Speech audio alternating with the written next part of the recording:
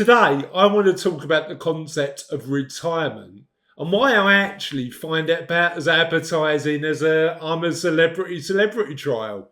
Welcome to What Happens Next.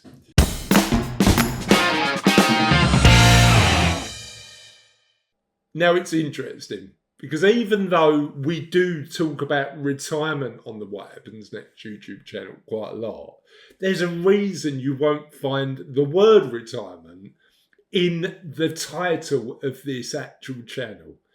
And actually, it's because I think the old-fashioned traditional concept of retirement isn't actually that attractive for us anymore. And in this video, I want to explain why you should rethink your concept of retirement and change your mind to think about what happens next instead. But before I do that, let me explain why I think that I've got something to say on this particular subject.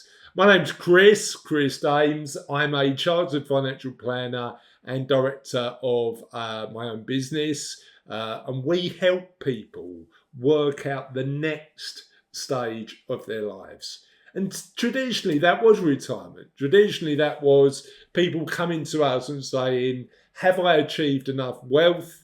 And am I able and financially independent enough to stop working forever? But interestingly, particularly over the last few years, the concept of retirement has become less attractive for a lot of people. And actually, we're trying to reframe that concept of retirement into whatever the next stage of your life looks like. Because the word retire is French in origin. And the original meaning means to withdraw. Who wants to withdraw from life? Even today, the Merriam-Webster Online Dictionary defines retirement as withdrawal from active life, or a place of seclusion, or withdrawal from one's position or occupation, having concluded one's working or professional career.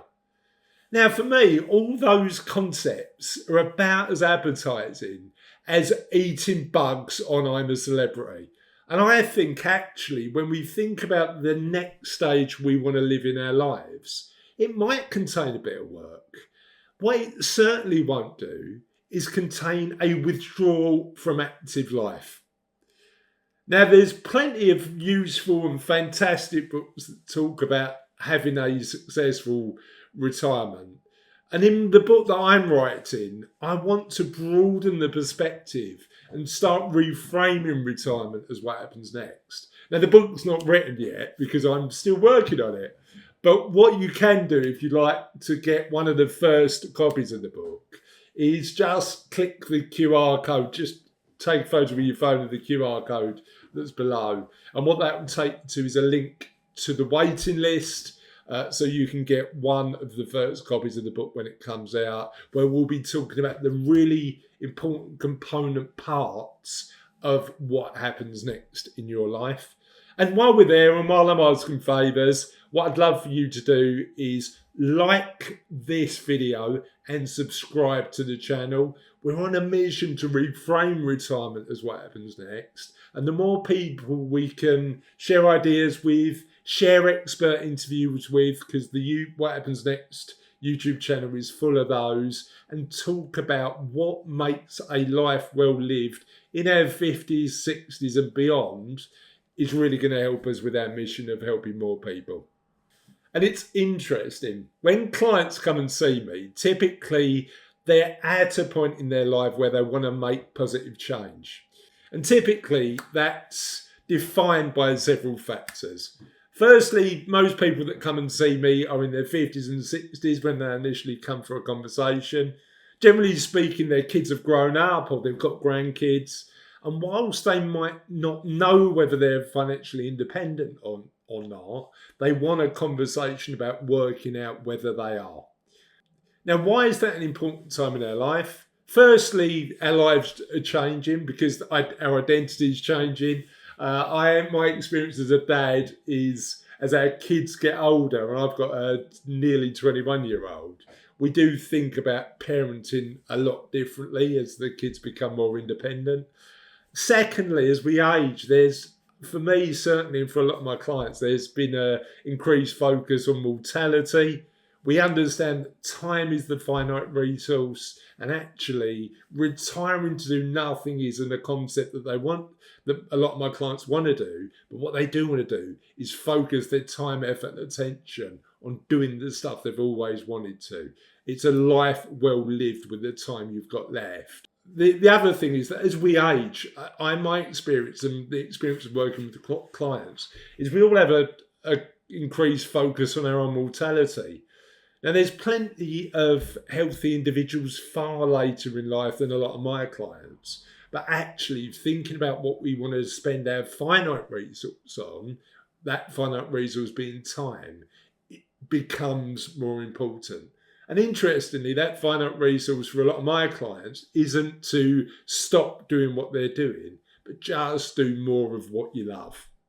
And thirdly, and this is linked to the fact that we're thinking more about mortality, my experience is that a lot of my clients in their 50s and 60s have a greater degree of self-reflection.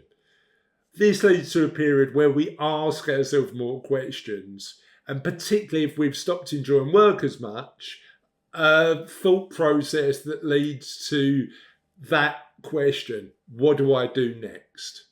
My clients typically have had successful work lives.